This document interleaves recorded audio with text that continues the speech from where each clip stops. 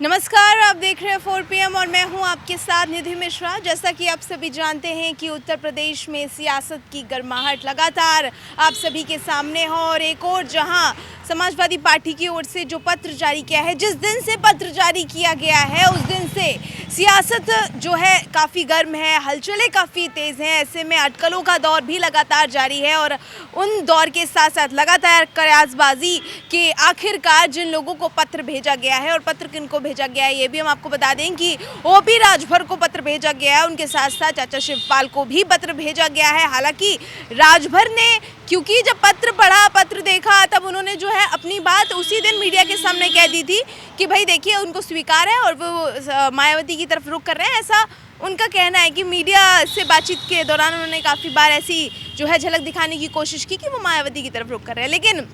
क्योंकि शिवपाल ने अपना जो जवाब है वो ट्वीट के ज़रिए दिया था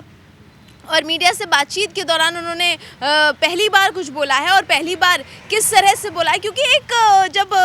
शिवपाल इस बात को बता रहे थे, पत्र को लेकर बातचीत कर रहे थे और अपनी राजनीति को लेकर क्यों क्या घटनाक्रम है और वो क्या कुछ सोचते हैं वो लेकर काफ़ी और ये चीज़ कह रहे हैं कि आखिर पत्र भेजने से तो ज़्यादा अच्छा था कि जो विधानमंडल दल का जो समूह होता है वहीं से निकाल देते तो वो ज़्यादा बेहतर होता। किस तरह से कह रहे हैं दिखाते हैं आपको। देखिए, ये आप लोगों के माध्यम से ही मुझे पता चला है कि औपचारिक स्वतंत्रता मुझे दे दी गई है। तो वैसे तो आपको पता ही है कि संविधान में तो सभी लोग स्वतंत्र हैं, लेकिन मुझे तो लगता है कि अगर इस तरीके की मुझे जो औपचारिक स्वतंत्रता दी गई है तो एक तरह से ये अपरिपक्वता है। अगर यही था तो अब मुझे विधानमंडल दल से निकाल देते।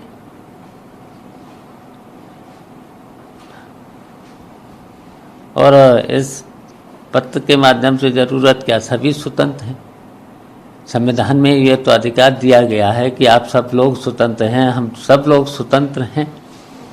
तो इससे तो यही लगता है कि अपरिपक्वता है।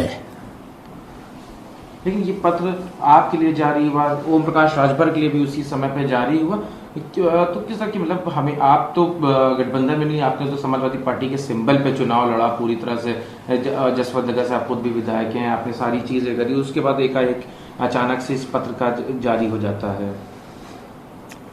देखिए, यहाँ इसीलिए तो अपरिपक्वता है। वैसे तो मैंने तो जब चुनाव लड़ा था तो हमने अपनी पार्टी से इस्तीफा भी दिया और समाजवादी पार्टी की सदस्यता भी ली। फिर भी हमसे कहा जाए कि औपचारिक स्वतंत्र हैं आप,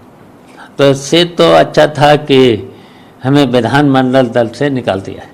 तो ये वो शिवपाल हैं जो लगातार चर्चा में हैं और लगातार क्योंकि विधानसभा 2022 में जिस तरह से उनकी एक अलग पार्टी है प्रसपा के अध्यक्ष हैं शिवपाल, और क्योंकि उन्होंने 2022 का चुनाव जो है वो सपा के चिन्ह पर ही लड़ा था, यानी कि साइकिल पर ही उन्होंने अपना चुनाव लड़ा था, साइकिल से ही वो विधायक हैं, जसवंत नगर से विधायक हैं और पुराने नेता हैं, तो एक क्योंकि मजबूती भी देती है पार्टी को, इस तरह की जो झलक होती है, इस तरह की जो शख्सियत होती है वो एक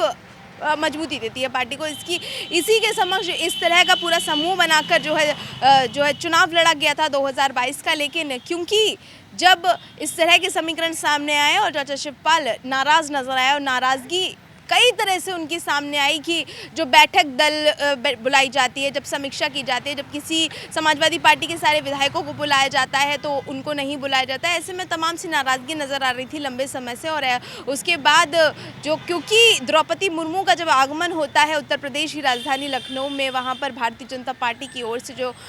रात्रि भोज किया जाता है उसमें भी चाचा शिवपाल और राजभर दोनों मौजूद रहे। ऐसे में कयास कई सारे लगाए जा रहे थे और उन्होंने जो अपना समर्थन है वो भी एनडीए की तरफ इस बार राष्ट्रपति पद की तरफ जब उन्होंने अपना समर्थन की बात हुई तो भी उन्होंने अपना समर्थन एनडीए की तरफ झुकाता हुआ नजर आया और एनडीए को दिया है। ऐसे में क्योंकि